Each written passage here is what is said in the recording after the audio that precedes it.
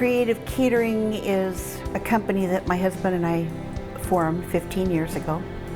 When we came back to Roseburg, we were both born and raised here and left for 25 years. Came back, and when you're laid off a job and you're 50 years old, you find something to do. So we pitched a tent, bought a barbecue, and away we went. I was working for a local winery, and we were doing festivals out and about the state. And I kept looking at these people with the food, and they seemed to be doing pretty well. And I got interested in what the whole food thing was going to be. And towards the end of one summer, the last summer I was at the winery, we bought a barbecue and a tent and became part-time carnies. We try to stay close to home, but there was a time that we did a lot of traveling, and that again was hard. It was fun for a couple of years. Our dog didn't know who the hell we were. The dog lived at the dog kennel more than he lived with us, and that was really hard. The lady at the kennel told Carla, you just, leave him here. He'd be better off than if he's trying to go back and forth and figure out what the hell you're doing. So we did. One year we were gone from the middle of May to the middle of October. I mean, pretty much straight through. We'd be home to, do our laundry, and then on the road we'd go again to another event. That was challenging, and learning what events you wanted to do and how you wanted to to progress in the business. And at that point in time, we were Smokehouse Catering and Barbecue.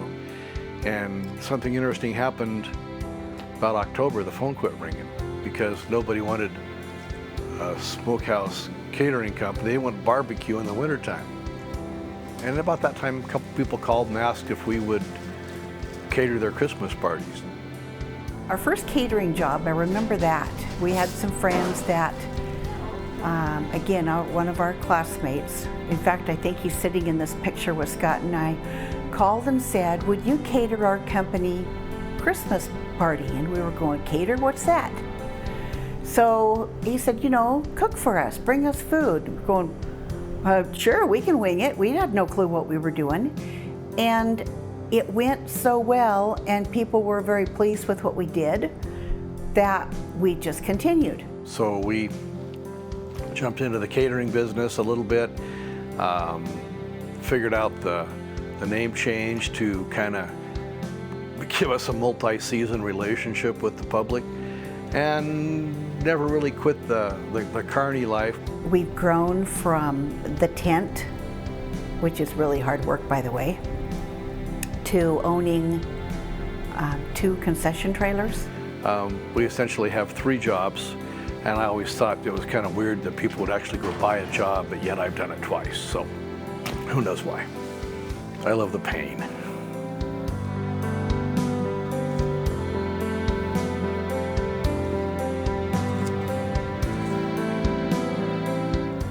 What we offer at Creative Catering, I think a lot of it is our personalities, because we try to really interact with our clients and give them the event that they want. We'll try damn near anything. We've done some things that are really off the wall, but it was what they wanted, and that was what mattered. From doing the goth wedding, which was a little different. We do a lot of just day-to-day catering. We do a lot of celebrations of life. We do a lot of weddings, class reunions, company dinners. We offer lunches, we do breakfast, we do a lot of board meetings. Christmas parties. A lot of nonprofit lunches, wakes. We have the on-site concession business that we offer. We can either do fairly large festivals, and we've done the dog trials where we've had 2 trailers out for a week at a time, and feeding a couple hundred people a day at different sites all around the county. We cook for 5 people, we cook for 500 people. I guess you could say we're prostitutes. If somebody will offer us some money to do something with food, then we're all over it. We try to make everything from scratch, looking for the freshest ingredients that we can come up with. In Roseburg, sometimes it's a challenge. I drive to Eugene at least once a week. I drive to Portland once a month to get the things that we want. We try to do things a little bit different. Try really hard to make whatever I'm making palatable and really very tasty if I can. I do everything I can to make it that way. Matter of fact, we did a vegetarian gumbo at an event, and one of the local vegetarian chefs came to the window and said, "That's not vegetarian." And I said, "Why would you say that?" "Well, because it tastes good." I guess the catering philosophy from my perspective is, you provide the best quality product, the tastiest product you can in every event that you do. To us, it's making it all come together into the perfect event. I don't want to toot a horn, but knock on wood, we've really yet to fail miserably. We may have missed the bullseye a little bit a time or two, but we've not really, totally dropped the ball. Every day is different. Every menu is different.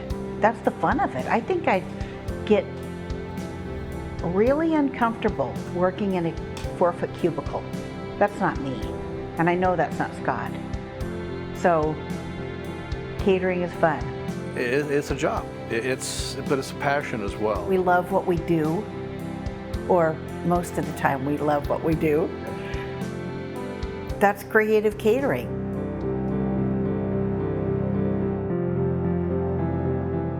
I've always had, food around me.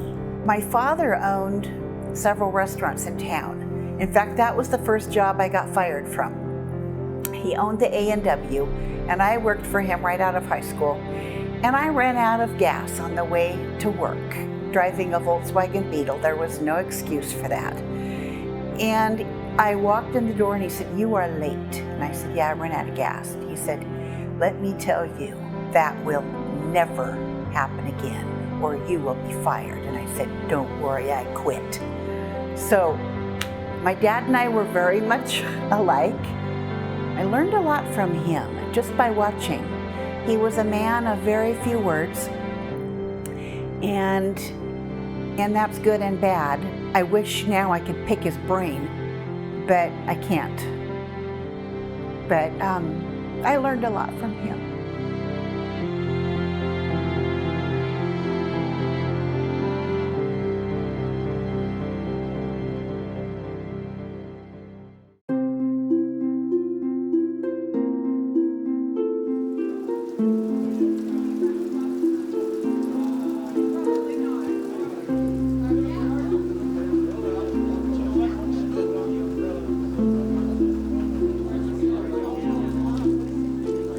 I draw a lot of my inspiration from Southern cuisine, the spicier things.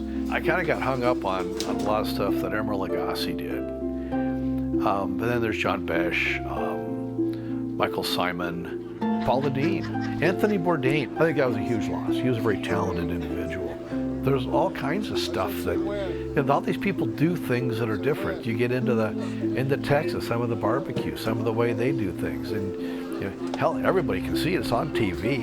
It's not rocket science. You want to come up with a new recipe, either watch it on TV or Google it. It's there for you to do.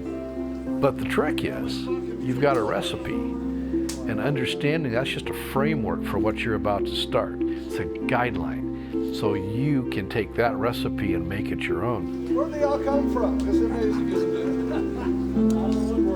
it? Scott gets his recipes from up here. And he has an amazing palate that pairs wine with foods remarkably. Food and wine pairings I really enjoy, and I don't know why. For some reason, I do okay at it. I really enjoy it. I've got a friend of mine, kid I grew up with, has a winery in Woodinville, Washington. And last year at our class reunion, he wanted to let's do a winemaker's dinner, because he'd been to one of our boys' events and brought wine, and I'd thrown some food together, and I guess he kind of liked what we'd done. So he sent me some wine. We put some pairings together, put some food on the table at the shop for about 20 of our classmates, and kind of rocked his world. I think he was expecting good food. I don't think he was expecting the pairings that he got. And he was really pretty surprised. A lot of people don't understand what goes into it, but it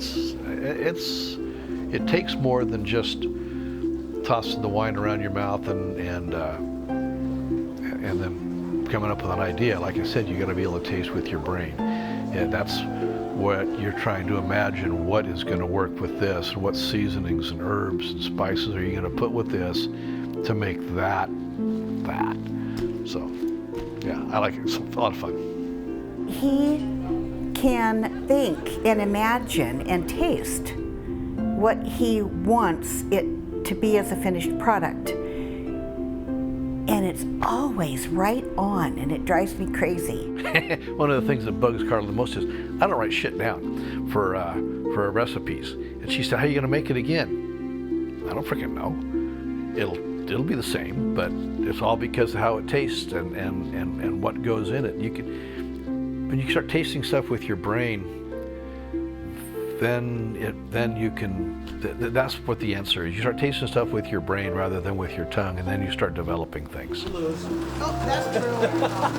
Whoa, look at that. There you go, Veneer. No calories in there. Being a baker is more of a recipe or a formula. So I can't vary that much like he can. What I do, I make all of these salads, I make the breads, I make the desserts, I make a good portion of the hors d'oeuvres, yeah, and everything kind of in between. I'm kind of the menu developer, is that a title? I'm the recipe refiner, is that a title? Again, small business, 2 people, we do what needs to be done. I help Scott a lot with what he does. He helps me. I mean, we're a team.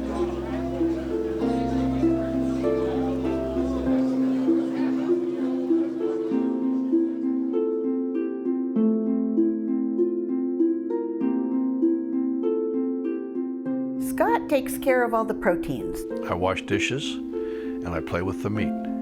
He cooks the meats. He does a wonderful job with salmon, tri-tip brisket, all of those meats. We have smokehouses that we cook most everything in. We do different things. I have a tendency to kind of lend more towards the meaty, heartier dishes. I have a real passion for the Cajun Creole type cuisine, a lot of Southern cooking, a little more spice. A little Southwest occasionally. He does most of the side dishes. Carla has a Northern European palate, so she's a little bit more, a lot of flavor but bland. Not a lot of spice, not a lot of zip to her ideas. So that's kind of how that's the balance, our culinary balance, if you will. Meats, side dishes. He bothers me a lot. But yeah, that's what he does. He tries to get involved with what I'm doing, you know, and I'll go, no, just do what you're supposed to do. Carla and I share different passions at different times. She has a passion for the business, and I have a passion for just getting the job done and going on to something else. When we first started this, he was answering the phone and he was trying to talk to people about events, and oh man, things got really messed up. It's a difficult thing to do. You know, I would answer the phone and try to put a catering together, and we'd sit down and I'd say, "This is what I did." And she'd look at it, she's not enough fucking money in that. I'm sorry. That's the pricing is all wrong. We can't do that. Okay, well then you do it. So we kind of passed it off. And I finally just said, we're gonna have to get one thing straight. We need to divide what we do. You need to know what your roles are. I need to know what mine are. And we need to honor that and try to stay within that boundary. And since we'd started doing that, it's okay.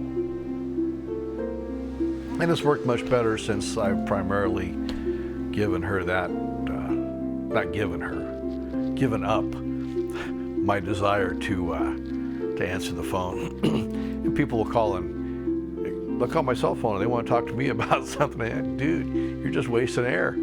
Here, let me give you the number that you need to talk to.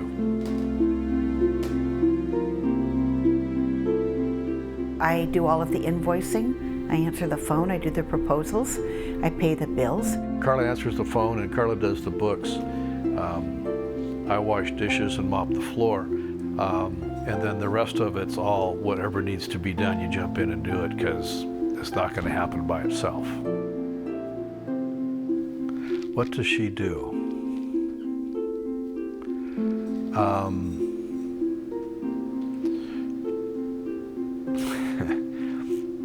She's the company. She's the voice on the phone. To quote a friend of mine, she's the dancing clown. She's the one that everybody talks to. She's the one that everybody, the whole relationship starts with her. She also does all the shopping. So she's the lady, we go to Costco and they say, oh, Carla. Yeah, Carla's got a big basket full of food. Well, she does all the shopping. Who's that guy with you? You know, it's kind of like, the bald fat guy, he's the one that's going to load the car and unload the car. So anyway, yeah, she's pretty much the face of the company. She's pretty much the reason, she is the reason we are where we are.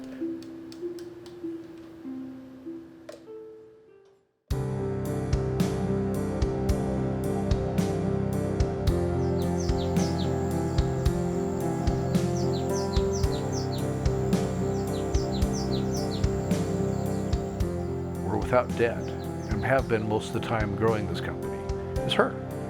I had a goal. I wanted to be debt-free by the end of this year, and I did it a year ahead of time. And Scott didn't know what I was doing, but I paid off the house and paid off everything.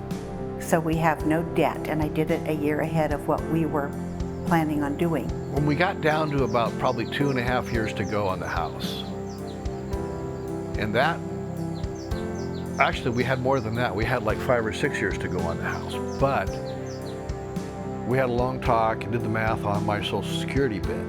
So I just turned 62.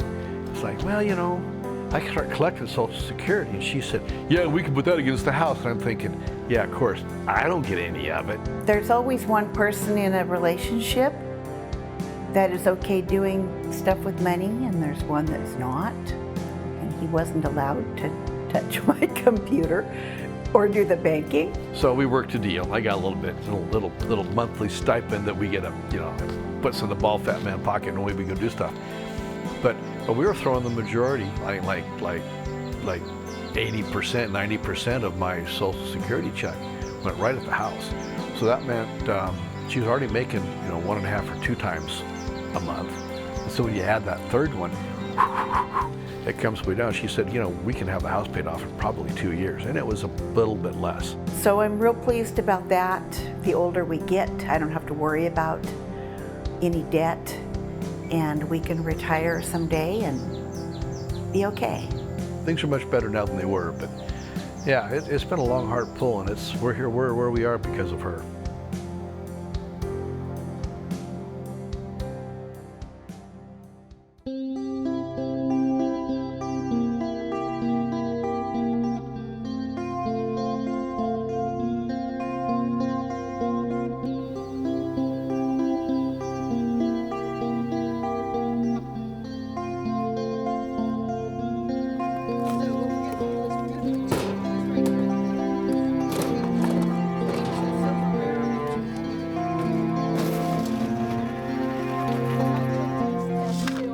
I don't know as if very many couples could do what we do. It's hard, but it's also fun. We have our tense moments. It depends on the day. Working with Carla sucks. And then again, it's a lovely experience from time. I mean, it's just, try it. Try working day to day with your spouse.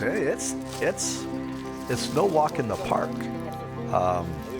unless your park has alligators and landmines. I think because we're together 7 days a week, and 24 hours a day. But most of the time it's okay. It's kind of fun. Okay, beans coming out. So that's probably the hardest thing we do, is we're working together daily. And then we come home and reside together nightly, and it's kind of difficult at times. Sometimes there's no break. You can't get away from the spouse. And Everything lit, by the way. I think it's a lot harder on her than it is on me. Ready? Yep. I can also look at the calendar and say, we've got 2 days off in a row, and knowing that we've got the same 2 days off together, we can take off for the day, or we can have a little bit more flexibility with our time and what we do. And if he's getting under my skin, I'll say, don't you need to go golfing today? I don't know if those guys are spilling a lot of food over there. I'm not sure.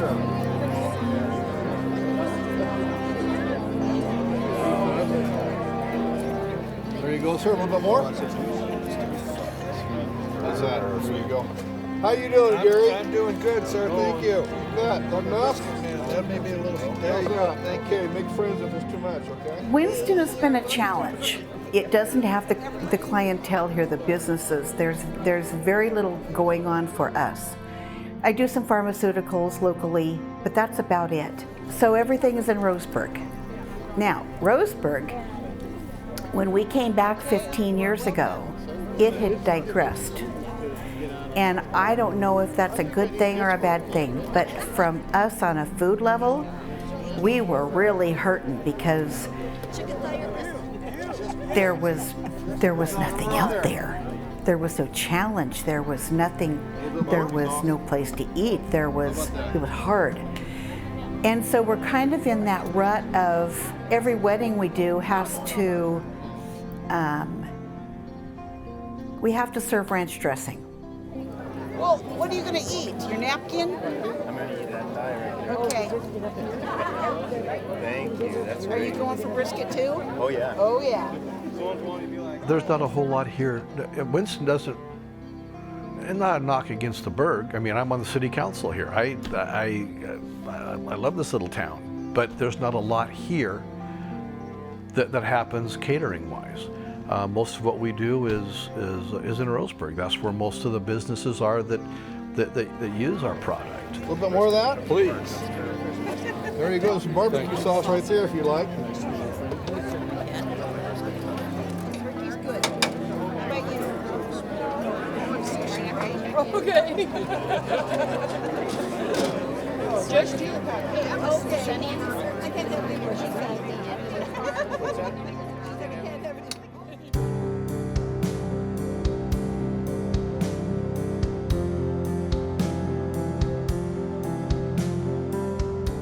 Life has a strange way of adjusting your plans.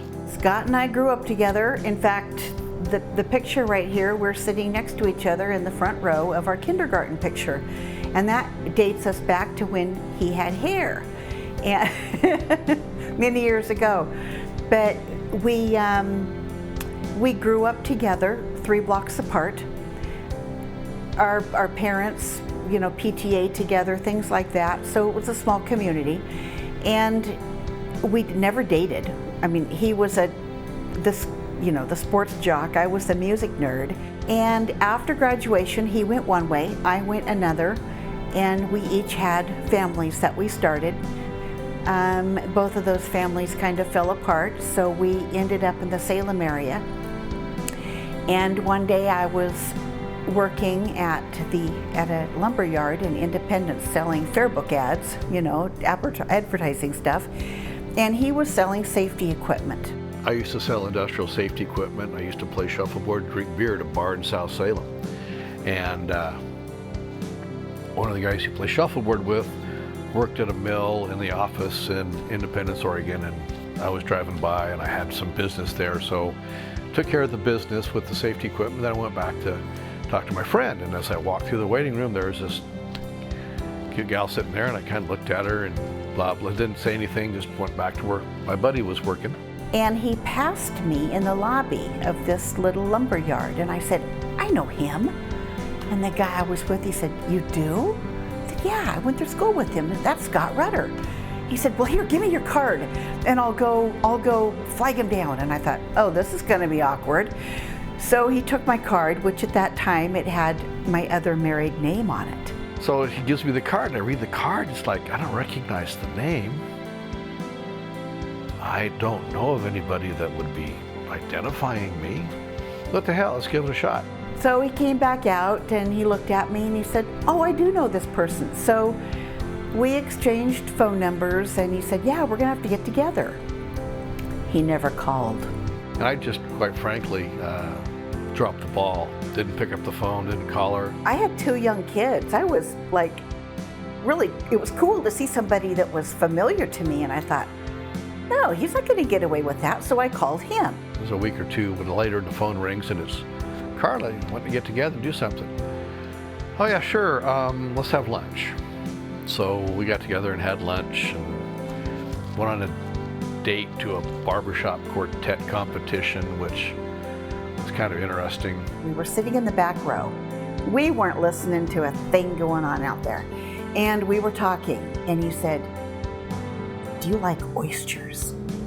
I said, I love oysters. And he said, I love you.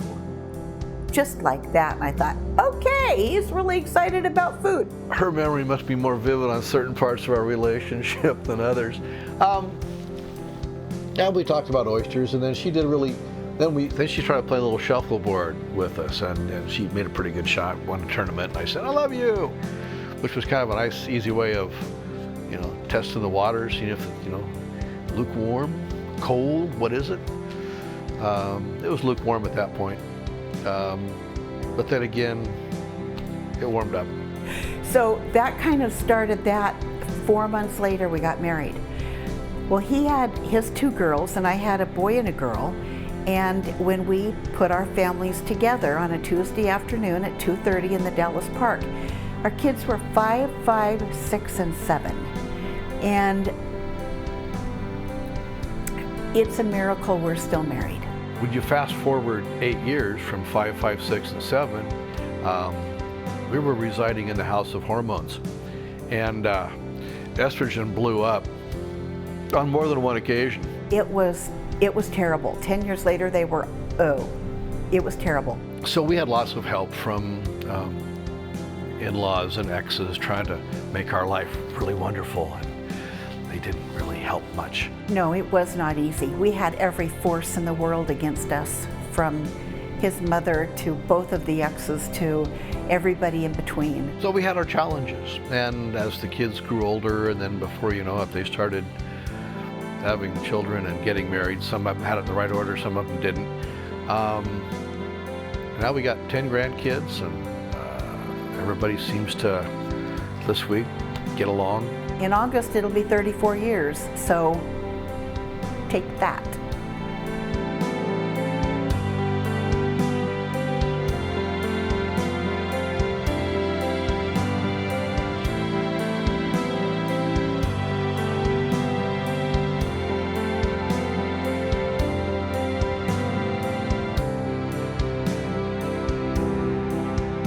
Family is really important to me.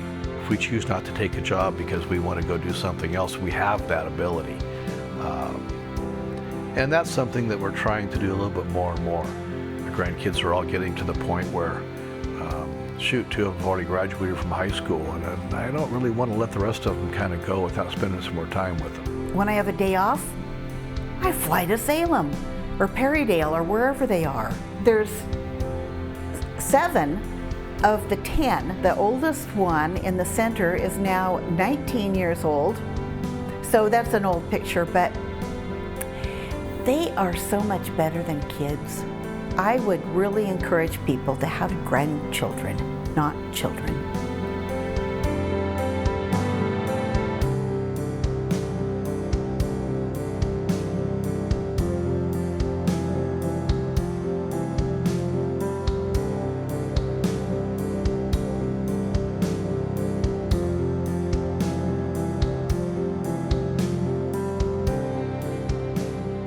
I think our plan for Creative Catering is to continue what we've been doing. I think it's taken a long time to build our name up.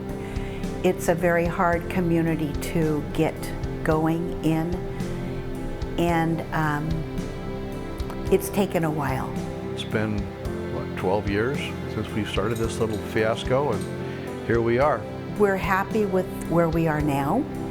We're happy in the direction it's going. It's growing. Yeah, we're busier now than we ever have been. We're building business on it. You know, it's just every month is getting better and better and better. And that's good and bad, because I don't want to do this for the rest of my life. At some point in time, I don't have a whole lot left in me to do it a whole lot longer. I'd like to sell it.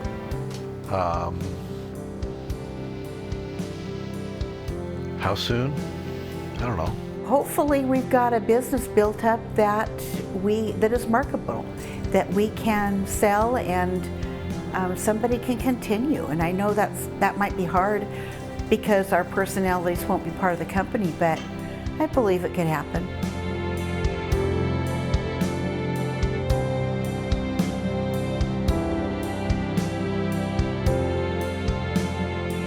I play the flute. I have a flute choir. I think the competition in the house is to see if Scott has more guns or if I have more flutes. Carla has flutes, Scott has guns and golf clubs. I had a friend of mine ask me one time, well, how many guns do you have? I said, enough for now. I've got a bass flute and 2 alto flutes, a lot of Civil War flutes. They all sound different. They're all so fun to play. My uncle looked in there. He said, how many guns do you need? I said, don't you go wife on me. And the flute choir is an amazing group of fellow flute players. One of the things the family's formed itself around is the enjoyment of the shooting sports. And it is enjoyment. It's fun to do. Another thing I do is I tat. And tatting is a lost art. My grandmother tatted. You're probably thinking what tatting is. Tatting is a form of crochet, but it's done with a little shuttle, and you do it between your fingers, and it's very tedious. And I know why it's a lost art, because it took me 3 winters to make one doily. My father also did, and I taught my daughter. So on our wall at the house, I've got a framed picture of 4 different pieces of tatting by 4 different generations. So that's kind of special to me. Play golf. I like to play golf. That's a lot of fun too. It gives you a good reason to be out in some form of nature, laughing out loud at your buddy's mistakes. I mean, it's just things that you do.